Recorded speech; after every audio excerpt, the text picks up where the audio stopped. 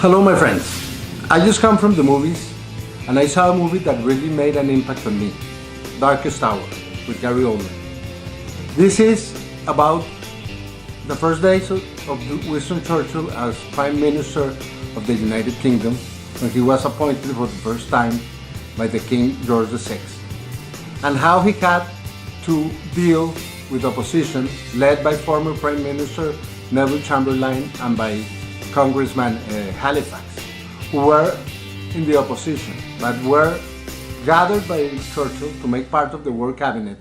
So he had the guarantee of a united nation, a united England, to face the threat of Nazi Hitler, who was already taking over Western Europe.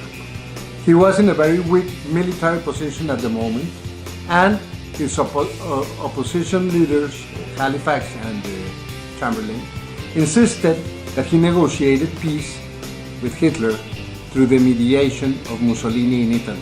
Mussolini at that time was still a neutral.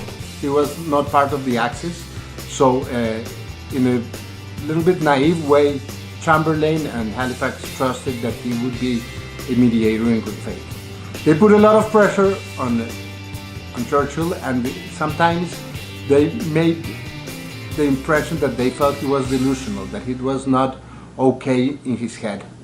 To the point that at some point the King, George VI, backed Halifax in front of Churchill.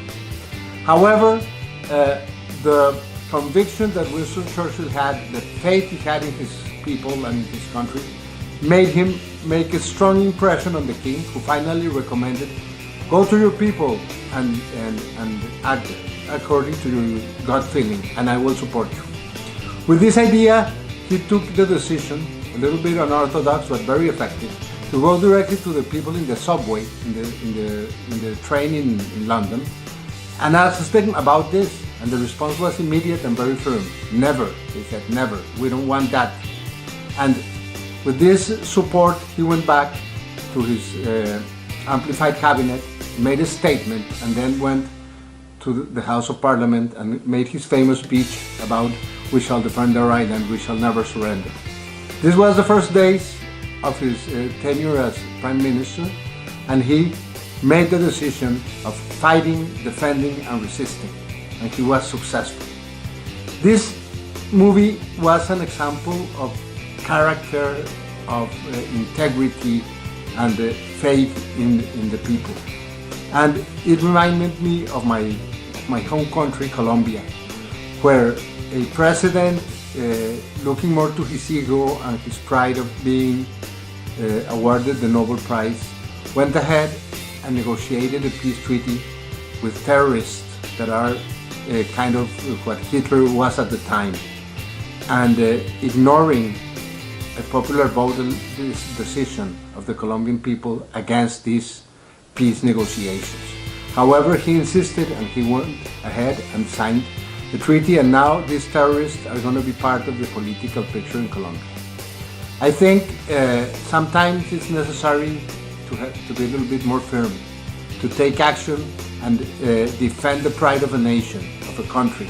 The people that opposed the treaty in Colombia did not accept what President Santos is doing, but he insists in doing it, even with the support of the United Nations. I wonder what would have been the position of the United Nations in front of Hitler. Would they have negotiated with him? Would they have him allowed to be the ruler of Germany, paying the price of peace? Is peace always the right answer? I don't know.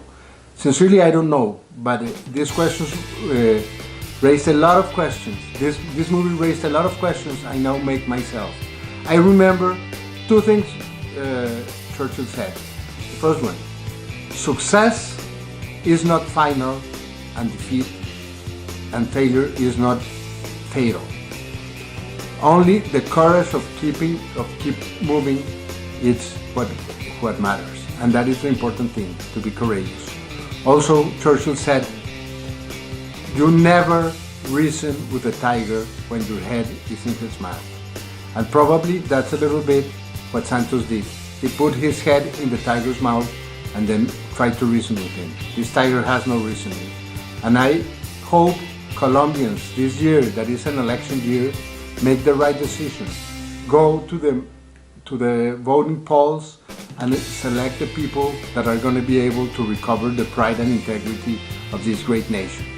I learned a lot from this movie, and I hope my Colombian fellow citizens will watch it carefully when it arrives to Colombia this week and make their voting decision according to these values that Winston Churchill defended very, very successfully in the midst of the 20th century. Thank you very much, and I hope you enjoyed this movie the same way I did. Goodbye.